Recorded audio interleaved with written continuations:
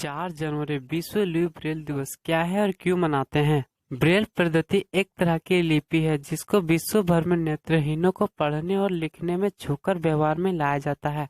इस पद्धति का आविष्कार 1824 में एक नेत्रहीन फ्रांसीसी लेखक लुई ब्रेल ने किया था। ब्रेल लिपि का आविष्कार करने वाले लुई ब्रेल की याद में हर साल विश्व ब्रेल दिवस मनाया जाता है। उनका जन्म 4 जनवरी 1809 को हुआ था। हर साल 4 जनवरी को पूरी दुनिया में विश्व लुई ब्रेल दिवस के रूप में मनाया जाता है। गजब की बात तो ये थी कि लुई ब्रेल खुद नेत्रहीन थे। असल में लुई ब्रेल महज 3 साल के थे जब एक दुर्घटना में आंखों की रोशनी चली गई थी। इसके बाद उनके पिता ने उन्हें पेरिस के royal national institute for blind children में भर्ती करवा दिया। यह उस समय के जाना माना इंस्टीट्यूट था जहां नेत्रहीनों को शिक्षित किया जाता था। उस स्कूल में वेलेंटिन हॉ द्वारा बनाई गई लिपि से पढ़ाई होती थी, पर यह लिपि अधूरी थी। इस विद्यालय में एक बार फ्रांस की सेना के एक अधिकारी कैप्टन चार्ल्स बर्बियर एक प्रशिक्षण के लिए आए और उन्होंने सैनिकों द्वारा अंधेरे में पढ़ी जाने वाली नाइट राइटिंग या सोनोग्राफी लिपि के बारे में बताया। यह लिपि कागज पर अक्षरों को उभारकर बनाई जाती थी और इसमें 12 बिंदुओं को 6-6 की पंक्तियों को रखा जाता था, पर इसमें विराम चिन्ह, संख्या, गणितीय चिन्ह आदि नहीं होते थे।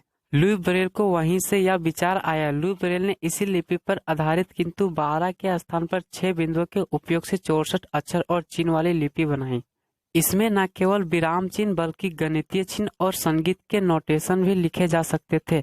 यही लिपि आज स्वर्णिम है। लुई ब्रेल ने जब यह लिपि बनाई तब वे मात्र 15 वर्ष के थे। सन 1824 में पूर्ण हुई। यह लिपि दुनिया के लगभग सभी देशों में उपयोग में लाई जाती है और आधुनिक समय में कई गैजेट बनाए गए जिसमें लुई ब्रेल की तकनीकी का प्रयोग लिया गया, जिसमें सेलफोन ही ले लीजिए। आज नेत्रहीनों के लिए बी टच नाम का एक सेलफोन आता है जिसका लक्ष्य है कि नेत्रहीन भी अन्य लोगों की तरह अपने दोस्तों से बात कर सके। यह टच स्क्रीन फोन है।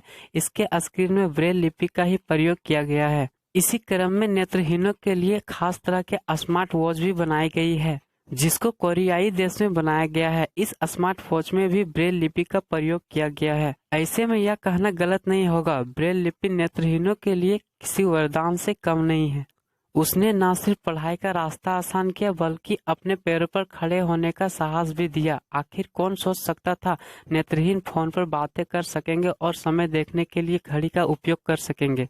किंतु ब्रेल लिपि नेत्रहीनों के पढ़ने और लिख सकने के उपाय का प्रथम प्रयास अध्याय नहीं है। इससे पहले भी 17वीं शताब्दी में इटली के जेसुइट फ्रांसिस्को लाना के नेत्रहीनों के लिखने पढ़ने को लेकर काफी कोशिश की थी। अगर आप एक विद्यार्थी हो तो इस वीडियो से आपके प्रतियोगी परीक्षा में काम आ सकेंगे। दोस्तों, यह वीडियो आपको कैसे लगी कमेंट करके बताएं। अच्छा लगे तो लाइक कर दीजिए और शेयर कर दीजिए दोस्तों के साथ। और इस तरह के नॉलेज वाले वीडियो चाहते हैं तो चैनल को सब्सक्राइब करना ना भूलें और बेल आइकन को ऑन करके ऑल पर क्लिक कर दीजिए।